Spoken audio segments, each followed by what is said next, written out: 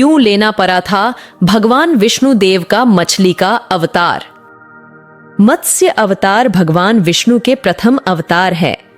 मछली के रूप में अवतार लेकर भगवान विष्णु ने एक ऋषि को सब प्रकार के जीव जंतु एकत्रित करने के लिए कहा और पृथ्वी जब जल में डूब रही थी तब मत्स्य अवतार में भगवान ने उस ऋषि की नाव की रक्षा की। इसके पश्चात ब्रह्मा ने पुनः जीवन का निर्माण किया। एक दूसरी मान्यता के अनुसार एक राक्षस ने जब वेदों को चुराकर सागर की अथाह गहराई में छुपा दिया तब भगवान विष्णु ने मत्स्य रूप धारण करके वेदों को प्राप्त किया और उन्हें पुनः स्थापित किया।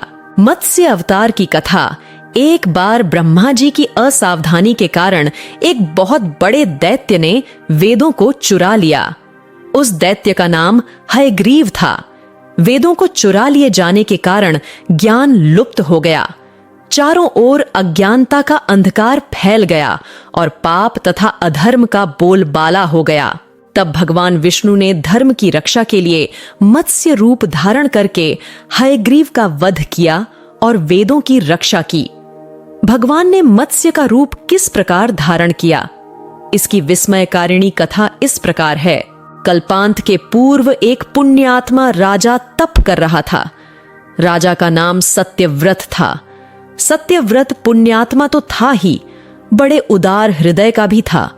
प्रभात का समय था, सूर्योदय हो चुका था। सत्यव्रत कृतमाला नदी में स्नान कर रहा था। उसने स्नान करने के पश्चात जब तर्पण के लिए अंजलि में जल लिया तो अंजलि में जल के साथ एक छोटी सी मछली भी आ गई। सत्यव्रत ने मछली को नदी के जल में छोड़ दिया। मछली बोली, राजन, जल के बड़े बड़े जीव छोटे छोटे जीवों को मारकर खा जाते हैं। अवश्य कोई बड़ा जीव मुझे भी मारकर खा जाएगा। कृपा करके मेरे प्राणों की रक्षा कीजिए। सत्यव्रत के हृदय में दया उत्पन्न हो उठी। उसने मछली को जल से भरे हुए अपने कमंडलू में डाल लिया। तभी एक आश्चर्यजनक घटना घटी। एक रात में मछली का शरीर इतना बढ़ गया कि कमंडलू उसके रहने के लिए छोटा पड़ने लगा। दूसरे दिन मछली सत्यव्रत से बोली, राजन, मेरे रहने के लिए कोई दूसरा स्थान ढूंढिए, क्योंकि मेरा शरीर बढ़ गया है। मुझे घूमने फिरने में बड़ा कष्ट होता है। सत्यव्रत ने मछली को कमंडलू से निकालकर पानी से भरे हुए मटके में रख दिया। यहां भी मछली का शरीर रात भर में ही मटके में इतना बढ़ गया कि मटका भी उसके रहने के लिए छोटा पड़ गया।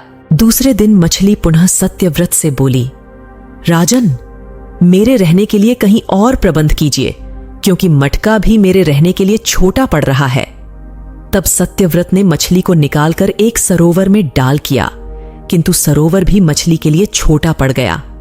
इसके बाद सत्यव्रत ने मछली को नदी में और फिर उसके बाद समुद्र में डाल दिया। आश्चर्य! समुद्र में भी मछली का शरीर इतना अधिक बढ़ गया कि मछली के रहने के लिए वह छोटा पड़ गया। अतः मछली पुनः सत्यव्रत से बोली, राजन, यह समुद्र भी मेरे रहने के लिए उपयुक्त नहीं है। मेरे रहने की व्यवस्था कहीं और कीजिए। अब सत्यव्रत विस्मित हो उठा। उसने आज तक ऐसी मछली कभी नहीं देखी थी। वह विस्मय भरे स्वर में बोला, मेरी बुद्धि को विस्मय के सागर में डुबो देने वाले आप कौन हैं? मत्स्य रूपधारी श्री हरि ने उत्तर दिया, राजन, हयग्रीव नामक दैत्य ने वेदों को चुरा लिया है। जगत में चारों ओर अज्ञान और अधर्म का अंधकार फैला हुआ है। मैंने हयग्रीव को मारने के लिए ही मत्स्य का रूप धारण किया है। आज से 7वें दिन पृथ्वी प्रलय के चक्र में फिर जाएगी।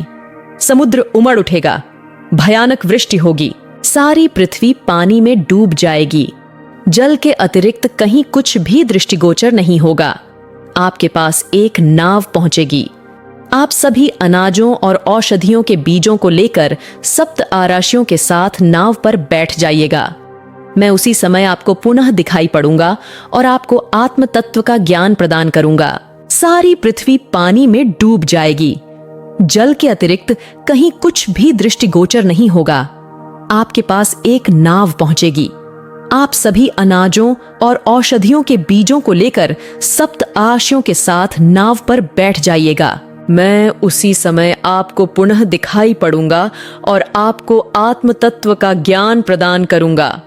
सत्यव्रत उसी दिन से हरि का स्मरण करते हुए प्रलय की प्रतीक्षा करने लगे। 7वें दिन प्रलय का दृश्य उपस्थित हो उठा। समुद्र भी उमड़कर अपनी सीमाओं से बाहर बहने लगा।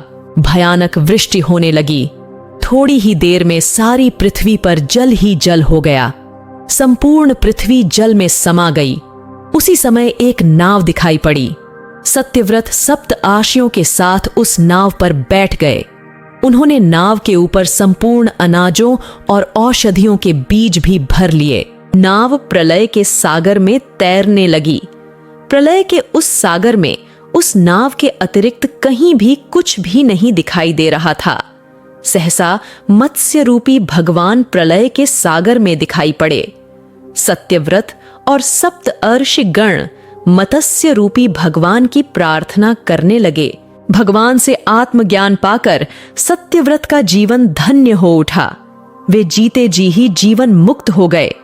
प्रलय का प्रकोप शांत होने पर मत्स्य रूपी भगवान ने हयग्रीव को मारकर उससे वेद छीन लिए। भगवान ने ब्रह्मा जी को पुनः वेद दे दिए। इस प्रकार भगवान ने मत्स्य रूप धारण करके वेदों का उद्धार तो किया ही, साथ ही संसार के प्राणियों का भी अमित कल्याण किया।